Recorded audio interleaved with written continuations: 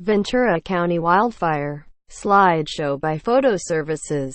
A fast-moving, wind-fueled wildfire swept into the city of Ventura early Tuesday, burning 50,000 acres, destroying homes and forcing more than 27,000 people to evacuate.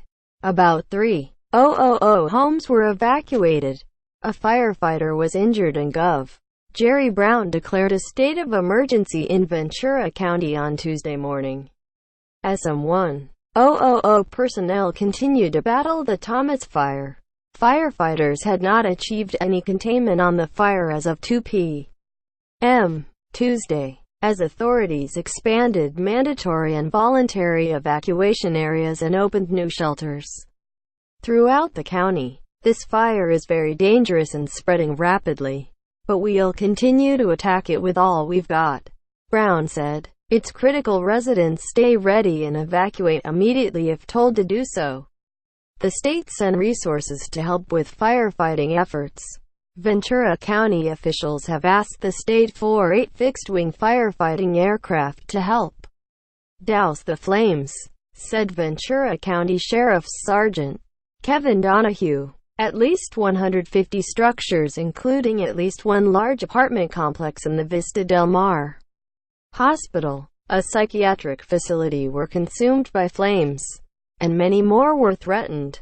The blaze started about 6:25 p.m. Monday in the foothills near Thomas Aquinas College in Santa Paula, a popular hiking destination. It grew wildly to more than 15 square miles in the hours that followed, consuming vegetation that hasn't burned in decades. Ventura County Fire Sergeant Eric Bushow said, "The burn area is pretty much all the mountains between Ventura and Ojai and extending east to Santa Paula," said Ventura County Sheriff Sergeant Kevin Donahue. "It's a challenge because of the enormity of it, and it's a challenge because it's pretty rugged terrain." Power outages also caused problems for firefighters Monday night and rendered some pumping systems inoperable, said Ventura County Fire Capt. Steve Kaufman. Some hydrants couldn't get water pumped to them because there was no power. He said, "At one point in Ojai, the entire water system went down, including hydrants and drinking water, because a pumping system was damaged by the fire." Kaufman said, on Tuesday morning the water district had sent people to Ventura to repair the problems, but he did not know status of the repair.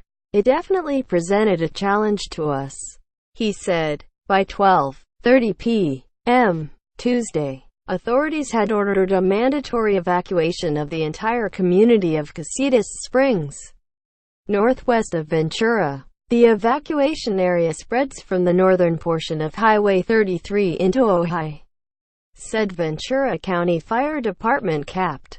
Stan Ziegler. The county also issued a voluntary evacuation order for all parts of Ojai Valley not under mandatory evacuation. In addition to the Ventura County Fairgrounds in Ventura and Nordhoff High School in Ojai, evacuation centers have been set up at the Oxnard College Gymnasium and Santa Paula Community Center. The size of the fire will likely grow, Ziegler said. Authorities are still seeing erratic fire behavior and erratic winds, so it's making the firefight very difficult, Ziegler said. Aircraft are available for firefighting efforts, but will usually only drop retardant when winds are below 30 miles per hour, said California Department of Forestry and Fire Protection spokesman Scott McLean.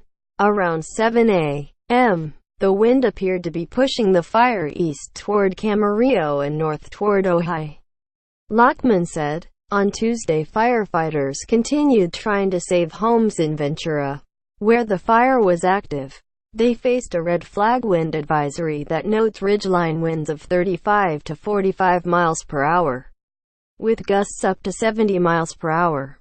Winds are expected to decrease somewhat in the afternoon, said Chad Cook, Ventura County Fire Department Division Chief. The fire hopscotched throughout hillside neighborhoods Monday night, burning some homes and sparing others. Some residents hoped the worst might be over in the early hours of the morning when the wind died down, but it picked up with a fury around daybreak, causing more destruction. Engulfed in flames, the Hawaiian Village apartments above central Ventura collapsed about 4 a.m. Water gushed down North Laurel Street as firefighters worked to put out the flaming complex, and residents watched, holding cameras and cell phones. The sound of bursting propane tanks filled the air. Hundreds of firefighters working through the night tried to prevent the blaze from spreading block by block, as they were confronted by wind gusts of up to 50 miles per hour. One firefighter was hit by a car while he was protecting homes. He was at a hospital, said Ventura County Fire Capt. Scott Kierart. Fire officials said the intensity of the fire, coupled with the high winds, made it pretty much unstoppable. Schools in the Oxnard, Ventura, Hueneme and Santa Paula school districts were closed Tuesday. California authorities have secured a grant from the Federal Emergency Management Agency to assist in firefighting efforts, the Office of Emergency Services announced Tuesday morning. Fire officials expected flames would rip through at least 50,000 acres in the mountains between Santa Paula and Ventura. The destruction comes in what was already the worst year on record for wildfires in California.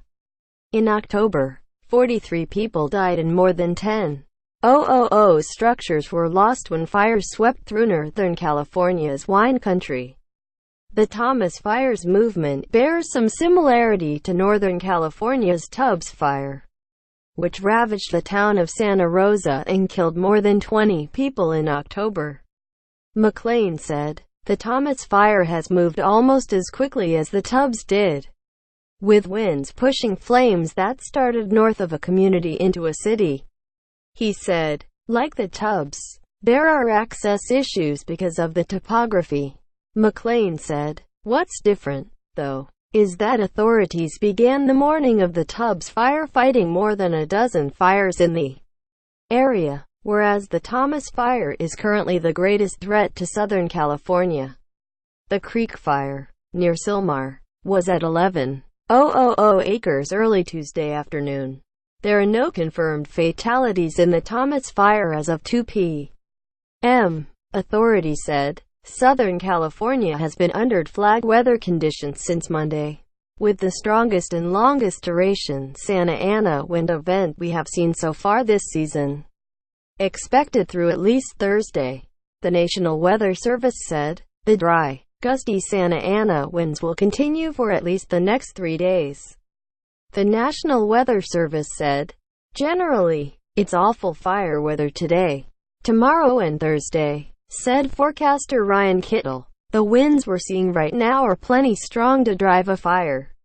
It doesn't matter that the winds are relatively cool compared to typical Santa Anas because wind gusts are so powerful and dry," he said. Ventura County fire officials reported Monday night that one person was killed in a traffic accident on a road closed due to the Thomas Fire. But at about 6 a.m. Tuesday, authorities said no fatalities were confirmed, although they added that one dog had died. At least 1,000 homes in Ventura, Santa Paula and Ojai were evacuated.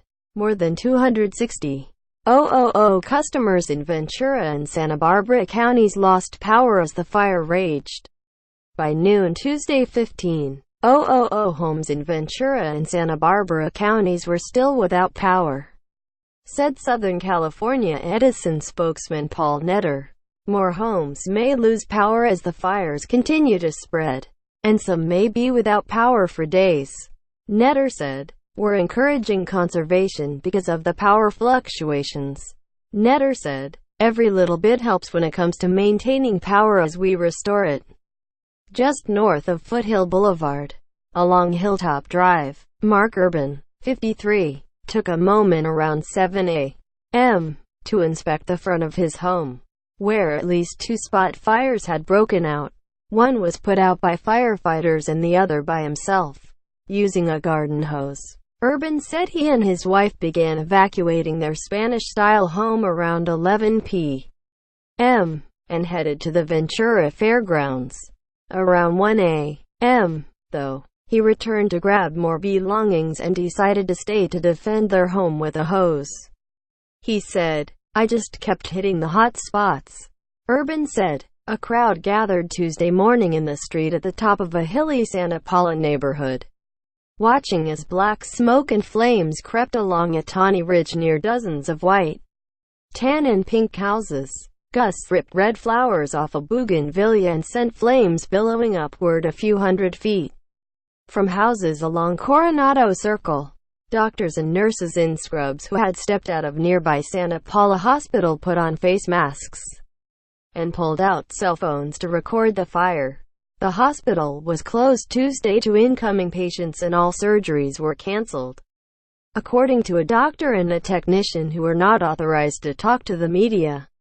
About 16 patients remained in the 28-bed facility and could be quickly evacuated once fire officials give the word, they said. Beverly Moore stood on 10th Street with a black hoodie drawn tightly over her head to block the strong winds. Watching the fire, Moore moved to Coronado Circle about 8 years ago, when the neighborhood was new. She knew fire was a risk, because the street opens onto hundreds of acres of open space that is covered in dry brush, she said. Even so, she wasn't prepared to watch the fire come so close to her house. In her rush to leave home, Moore said, she'd grabbed her violin, but forgot her jewelry and her daughter's guitar. Police cars blocked the street, stopping residents from returning to their homes.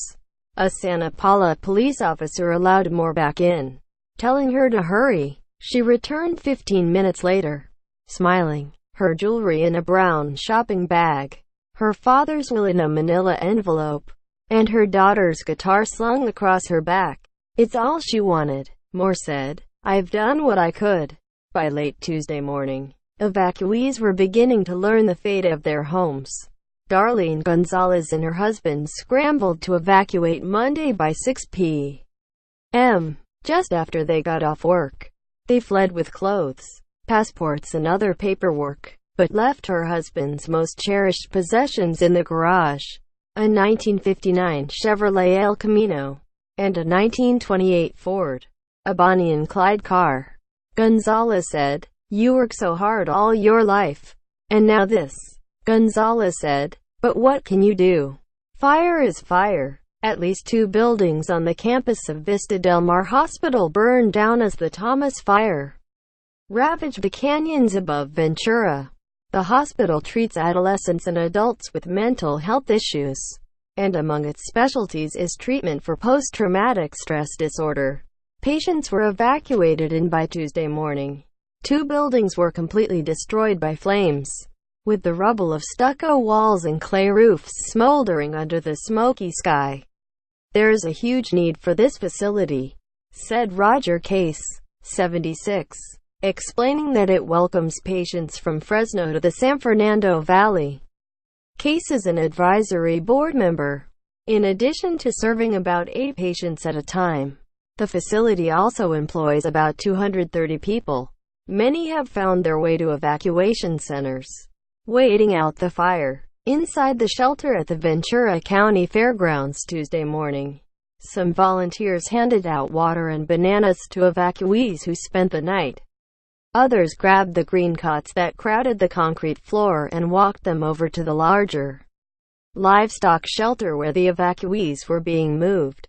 Rudy Avendano and his family voluntarily evacuated their home on Richmond Road around 3 a.m. His daughter, Felicia, had woken up in the middle of the night to use the bathroom when she saw flashing lights on the street. She stepped outside and asked the police if they were being evacuated. "We strongly suggest it," she remembered the officer saying. She quickly woke her parents and 2 sisters. They grabbed the items they packed earlier in the day: clothes, blankets, documents, photo albums and a mandolin, and jumped into their cars with their pit bull Labrador mix. Bear Avendano, 60, said he saw a continuous ribbon of orange flames licking the hills on the drive to the fairgrounds. Throughout the drive, he said, he thought of the extra food he should have thrown in the car. A gallon of Sunny Delight and a box of crackers from Trader Joe's weren't enough, he said with a laugh. Related video. What to know? Huge wildfire rips through Southern California. Provided by Fox News. Click to expand. Replay video up next. It in number 39. Up to Alabamians to decide on more. White House Press Secretary Sarah Sanders says it in number 39. Up to the people of Alabama to decide whether or not to vote for Republican Senate candidate Roy Moore amid allegations of sexual misconduct. CNN. State Department warns of unrest in Mideast. The U.S. Consulate in Jerusalem has ordered its personnel and their families not to conduct personal travel to Jerusalem in number 39. Old City or the West Bank due to fears of unrest over an expected U.S. announcement. Dec. 5. Associated Press. Russia banned from 2018 Winter Olympics over doping scandal in an unprecedented punishment for the country in number 39. Doping scandal. Russia in number 39. Olympic team has been banned from competing in the 2018 Winter Olympics. The IOC announced on Tuesday. CBS News. 1. Cancel SETTINGSOFF. HDHQSDLO. What to know? Huge wildfire rips through Southern California. Fox News. See more videos. Share, tweet, share, email. What to watch next? It's up to Alabamians to decide on more. CNN 1. 36 State Department warns of unrest in Mideast. Associated Press 0. 51 Russia banned from 2018 Winter Olympics over doping scandal. CBS News 0. 59 Supreme Court hears arguments in wedding cake case. CBS News 4. 46 Russia ban from Games. Athletes to compete under Olympic flag. AFP 1. 03 Strong winds carry flames and smoldering embers in Ventura. Story full 0. 15 Trump says tax conference will result in perfecto bill. Bloomberg 3. 12 The GOP's Roy Moore dilemma. What are the options? The Wall Street Journal. 3. 11 Ventura County fire in Calif. Forces thousands to flee homes. CBS News 1. Trump pretty solid on his thinking on Jerusalem embassy decision. Reuters 0. 45 Roy Moore is going to do very well. Trump Reuters America 0. 39 Voices of protest. The people against the GOP tax bill. NBC News 1. 19 Russia banned from Winter Olympics. But there's a catch. USA Today. 3. 05 Trump meets with U.S. business owners. CBS News. 9. 21 Hayden. Good reason for past Jerusalem policy. CNN 6. 08 John Oliver grills Dustin Hoffman on sexual harassment allegations. CBS News 1. 27 Up next.